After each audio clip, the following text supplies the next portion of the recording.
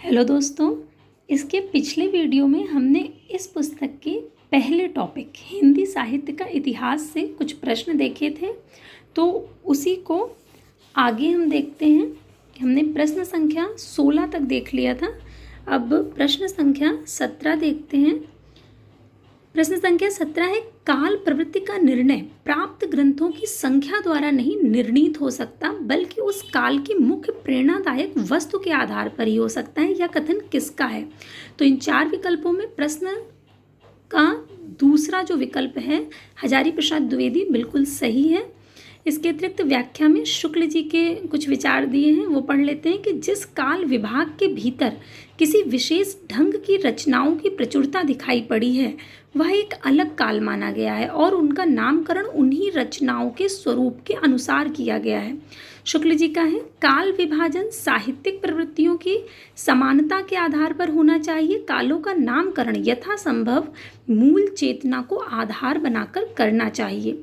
युगों का सीमांकन मूल प्रवृत्तियों के आरंभ और समापन के अनुसार करना चाहिए।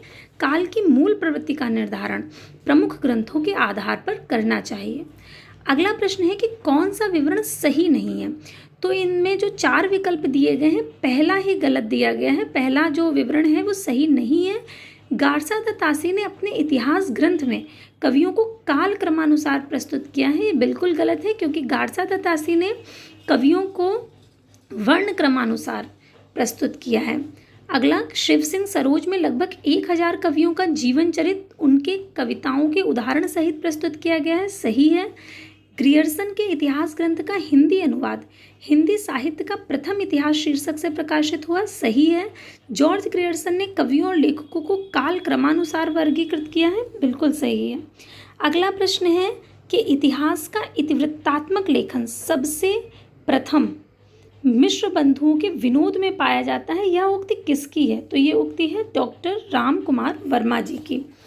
अगला प्रश्न देखते हैं, मिश्र बंधु विनोद के विषय में कौन सा विवरण सही नहीं है?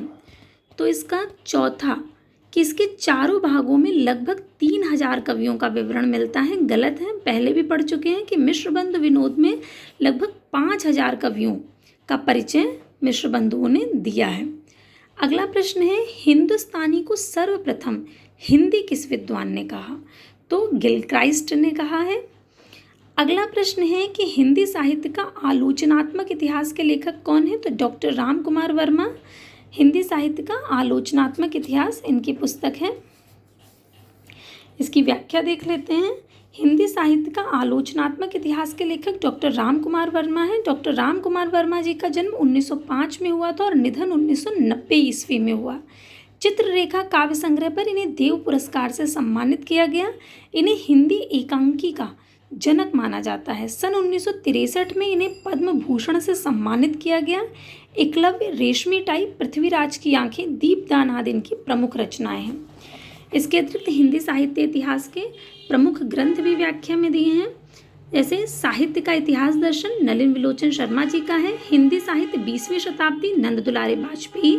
हिंदी साहित्य का वैज्ञानिक इतिहास गणपति चंद्र गुप्त जी का है। हिंदी साहित्य का इतिहास आचार्य रामचंद्र शुक्ल और हिंदी साहित्य की भूमिका हजारी प्रसाद द्विवेदी जी का। अगर हम ये व्याख्या भी पढ़ते चलेंगे तो हमारा रिवीजन और अच्छे से होगा। अगला प्रश्न देखते हैं कि मैं इस्लाम के महत्व को भूल नहीं रहा हूँ, लेकिन जोर देकर कहना चाहता हूँ कि अगर इस्लाम ना आया होता तो भी इस साहित्य का 12 आना वैसा ही होता जैसा आज है। ये बात आचार्य हजारी प्रसाद द्विवेदी जी ने कही थी। आचार्य हजारी प्रसाद द्विवेदी जी की हिंदी साहित्य की भूमिका हिंदी साहित्य भारतीय चिंतन का स्वाभाविक विकास शीर्षक से अंतर्गत हिंदी के भक्ति आंदोलन के संदर्भ में कहा है। रामचंद्र शुक्ल ने भक्ति को पराजित, असफल और निराश मनोवृत्ति की देन माना। शुक्ल जी का मानना ये था कि जो भक्ति आई थी वो हमारी पराजित मनोवृत्ति की वजह से आई थी। मुगल थे और हम पूरी तरह से पराजित हो चुके थे, हताश हो गए थे, निराश हो गए थे, तो भक्ति एक सहारे के रूप में आई। जबकि हजारी प्रसाद द्विवेदी जी ने कहा कि ऐसा नहीं है, यदि ऐसा न होता तो भी भक्ति का स्वरूप जैसा है उसका 12 आना वैसा ही होता। डॉक्टर राम कुमार वर्मा जी के अनुसार मुसलमानों के बढ़ते हुए आतंक ने हिंदुओं के हृदय में भय की भावना उत्पन्न कर दी थी। इस असहाय अवस्था में उनके पास ईश्वर से प्रार्थना करने के अतिरिक्त अन्य कोई साधन नहीं था, जबकि हजारी प्रसाद द्विवेदी जी का मत इसके बिल्कुल विपरीत है। अगला प्रश्न है, रीतिकाल को सर्वप्रथम श्रृंगार काल नाम रखने का सुझाव किसने दिया? रीतिकाल का श्रृंगार काल नाम रखने का सुझाव किसने दिया? तो इसका दूसरा विकल्प आचार्य विश्वनाथ प्रसाद मिश्र बिल्कुल सही है। रीति काव्य कहा था जॉर्ज ग्रियर्सन ने, अलंकृत काल कहा मिश्र बंधु ने, रीति काल कहा आचार्य रामचंद्र शुक्ल ने, कला काल कहा रमाशंकर शुक्ल रसाल ने और श्रृंगार काल कहा विश्वनाथ प्रसाद मिश्र जी ने। अगला प्रश्न है, गारसा द तासी के इतिहास ग्रंथ इस्तवार दाला लितरेत्यूर एंदो हिंदुस्तानी का दूसरा संस्करण कब प्रकाशित हुआ था? तो दूसरा संस्करण प्रकाशित हुआ था 1871 में। गारसा द तासी का इतिहास ग्रंथ इस्तवार दाला लितरेत्यूर एंदो हिंदुस्तानी का दूसरा संस्करण 1871 ईस्वी में प्रकाशित हुआ। इसका प्रकाशन 2 भागों में सन 1839 और 47 में प्रकाशित हुआ। इस ग्रंथ में कुल 738 कवि हैं, जिनमें हिंदी के 72 तथा शेष उर्दू के हैं। यानी हिंदी के मात्र कितने हैं? 72 हैं, बाकी सभी उर्दू के रखे इन्होंने। हिंदी साहित्य के इतिहास लेखन का सबसे पहला प्रयास फ्रेंच विद्वान गारसा द तासी ने किया था। तासी ने अपनी पुस्तक की रचना फ्रेंच भाषा में की थी। डॉक्टर लक्ष्मी सागर वार्ष्णेय ने इस पुस्तक का हिंदी अनुवाद हिंदुई साहित्य का इतिहास नाम से 1952 में किया था। अगला प्रश्न है, रामचंद्र शुक्ल का हिंदी साहित्य का इतिहास पहले किस ग्रंथ की भूमिका के रूप में छपा था? तो हिंदी शब्द सागर की भूमिका, ये हम पहले भी पढ़ चुके हैं। ये कुछ साहित्य इतिहास ग्रंथ दिए गए हैं। तज़किरा-ए शोरा ए हिंदी किसने लिखा? मौलवी करीमुद्दीन ने। भाषा काव्य संग्रह महेश दत्त शुक्ल का है, जो कि 1873 में आया था। ये हिंदी भाषा में लिखा पहला साहित्य इतिहास ग्रंथ है। इस चीज़ को भी हमें ध्यान रखना है कि जो हिंदी भाषा में सबसे पहले लिखा गया वो महेश दत्त शुक्ल का भाषा काव्य संग्रह ही है। हिंदी साहित्य की भूमिका हजारी प्रसाद द्विवेदी 1940, हिंदी साहित्य उद्भव और विकास 1952, हिंदी साहित्य का आदिकाल 1952 हजारी प्रसाद द्विवेदी के 3 ग्रंथ हैं।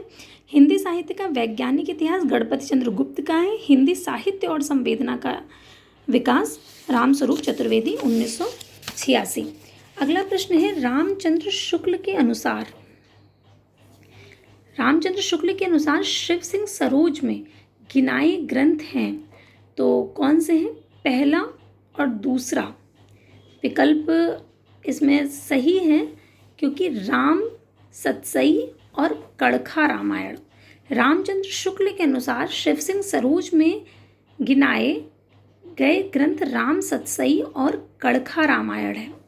अगला है, सुमेलित कीजिए।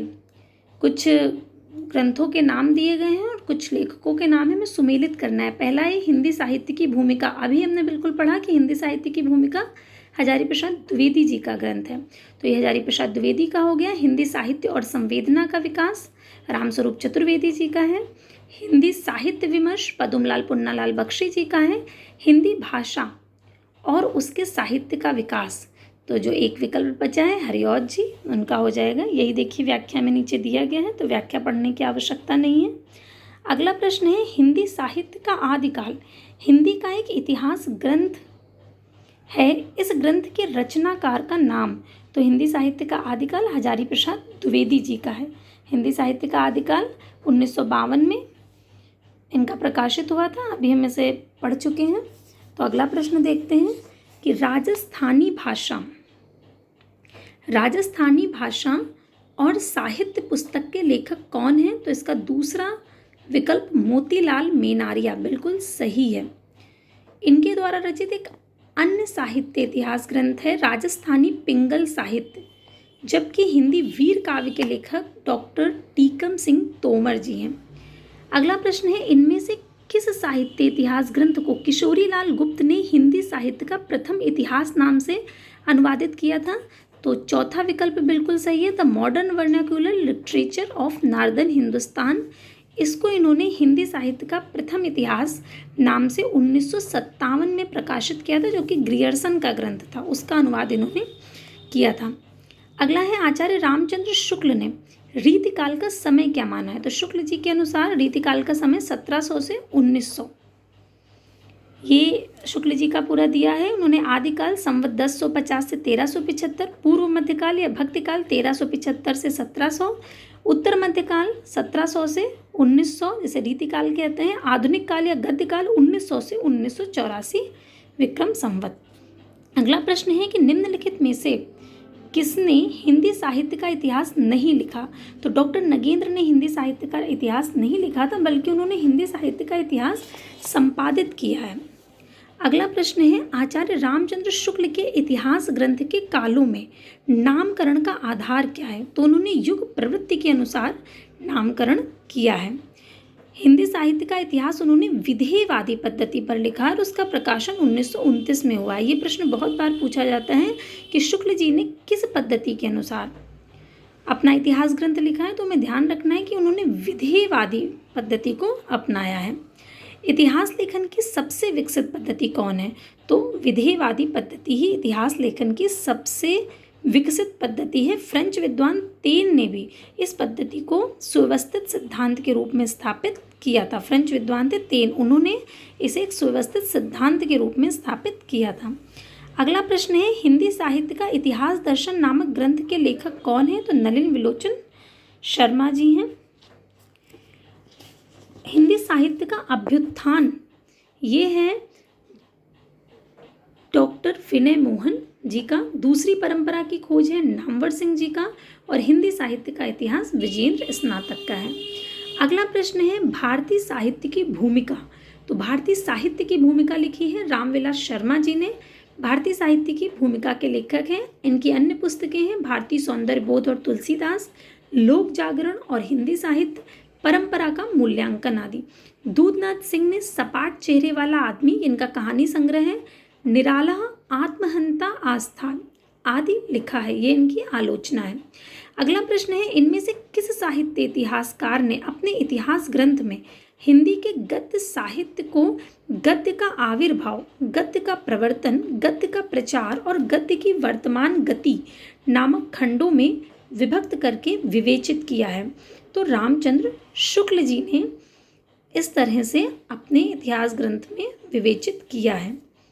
अगला है हिंदी साहित्य के उत्तर मध्यकाल को कलाकाल किसने कहा है? तो कलाकाल नाम से अभिहित किया है रमाशंकर शुक्ल रसाल जी ने। ये चीज़ हम कई बार पढ़ चुके हैं तो अब तक याद हो गई होगी। अगला प्रश्न है the modern vernacular literature of Hindustan के लेखक कौन हैं? तो ग्रियर्सन इसके लेखक हैं। इस रचना को सच्चे अर्थों में हिंदी साहित्य का पहला इतिहास ग्रंथ माना जाता है। ग्रियर्सन ने अपने ग्रंथ में 1952 कवियों को शामिल किया है। डॉक्टर किशोरीलाल गुप्त ने the modern vernacular literature of Hindustan का हिंदी साहित्य का प्रथम इतिहास शीर्षक से अनुवाद किया था, जिसका प्रकाशन 1957 ईस्वी में हुआ था। तो इसके आगे के प्रश्न हम देखेंगे अगले वीडियो में। तब तक के लिए धन्यवाद।